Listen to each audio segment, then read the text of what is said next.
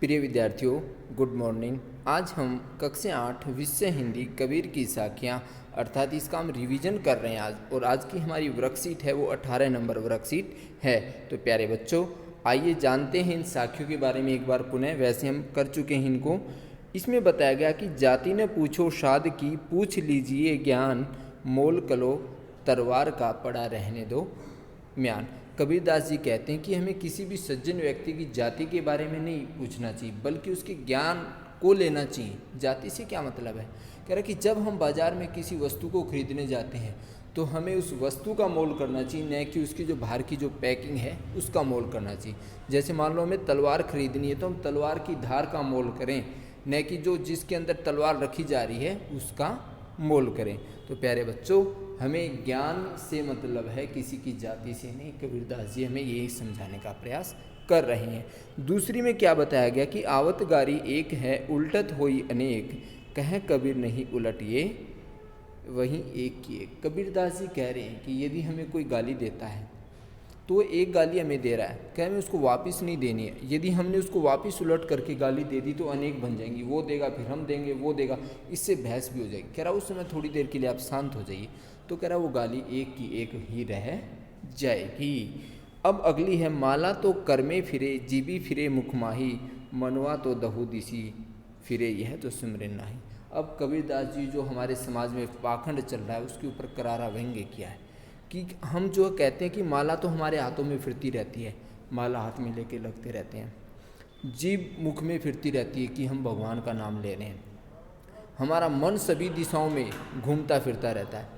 कह रहा इस प्रकार से जो हम ये पाखंडवाद, ये ढोंग रच रहे हैं, कह रहा ये भगवान का नाम लेना नहीं होता। भगवान तो हर जगह, हर व्यक्ति में मौजूद है। आप उसको दिल से याद किए, मन से याद करिए, आपको उसकी प्राप्ति हो जाएगी। कह रहे ये ढोंगबाजी करने से कुछ नहीं होने वाला है। अब आगे कबीरदास जी कह रहे हैं कि कबीर घास ने नींद ये, जो पाँव तली होए, उड़ी पड़े जब आँखी में खरी दुहेली हुए। यहाँ पर कबीरदास जी कह रहे हैं कि आपको घास की निंदा नहीं करनी है। कह रहा कि जब ये आपके पाँव के नीचे होता है, कह रहा जब यही घास उड़ करके यदि आपकी आँख के अंदर गिर जाता है तो आपको बहुत ज़्यादा दुख या कष्ट भी पहुँचा सकता है।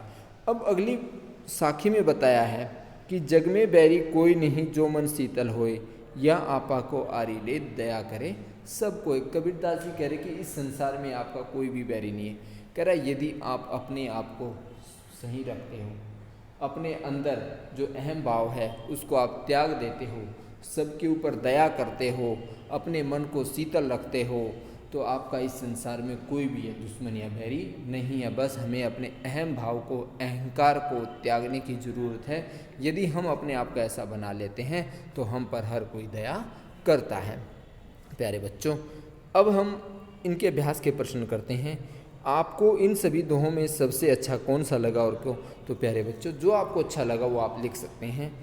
अब देखो, इसके अभ्यास के लिए आपकी तैयार कर दी है वर्कशीट। तो प्यारे बच्चों, मैंने आपके लिए ये लिखी है कि मुझे बहुत अच्छी लगती है ये वाली कबीरदास जी की साखी कि आवत गारी एक है, उल्टत होई अनेक, कह कबीर नहीं उलट ये वहीं एक की एक। क्योंकि इसमें बताया गया है कि प्यारे बच्चों, हमें कोई गाली देता है तो कुछ समय के लिए हमें शांत हो जाना चाहिए। उसको उलट करके गाली नहीं देनी चाहिए, बल्कि उसको समझाना चाहिए। कह रहा है यदि हम गाली देते हैं तो वो अनेक बन जाते हैं, और जब अनेक बनेंगी तो झगड़ा होगा, झगड़ा होगा तो फिर कुछ भी हो सकता है। तो इसलिए हमें जो है किसी को गाली नहीं देनी चाहिए। और मुझे ये सबसे अच्छी साखी लगती है। आपको जो लगती है आप उसको लिख सकते हैं। अब हमारा प्रश्न नंबर 2 है, मनवा तो दहु दिसी फिरे, कबीरदास की इस उक्ति से आपने क्या समझा?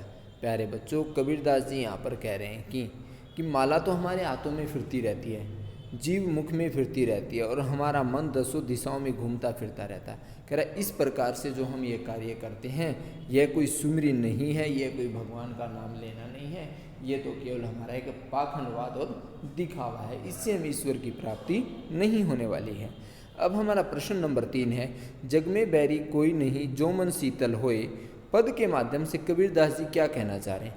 प्यारे बच्चों, इसमें कबीरदास जी कहना चाह रहे हैं कि इस संसार में हमारा कोई भी शत्रु या बैरी नहीं है। यदि हमारा मन शांत है, शीतल है, यदि हमने अपने अहम भाव को त्याग दिया है, तो इस संसार में हमारा कोई भी दुश्मन या बैरी नहीं है। अर्थात सब प्राणी हम सब पर दया करते हैं।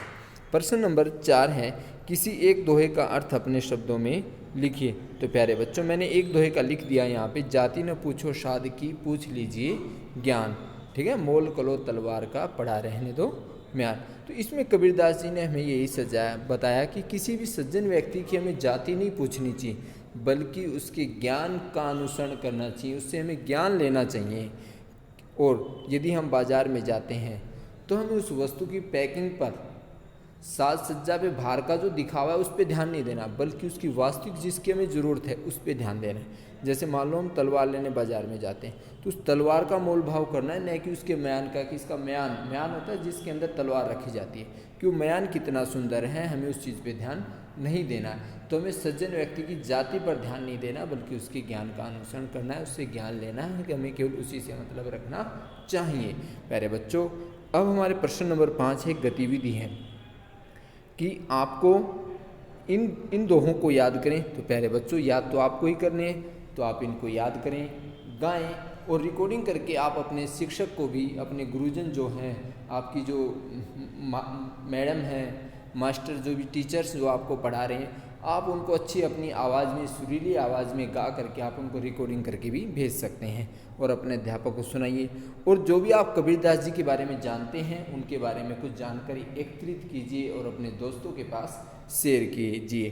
तो आशा करता हूँ प्यारे बच्चों, आप इस वर्कशीट को समझ गए होंगे। धन्यवाद।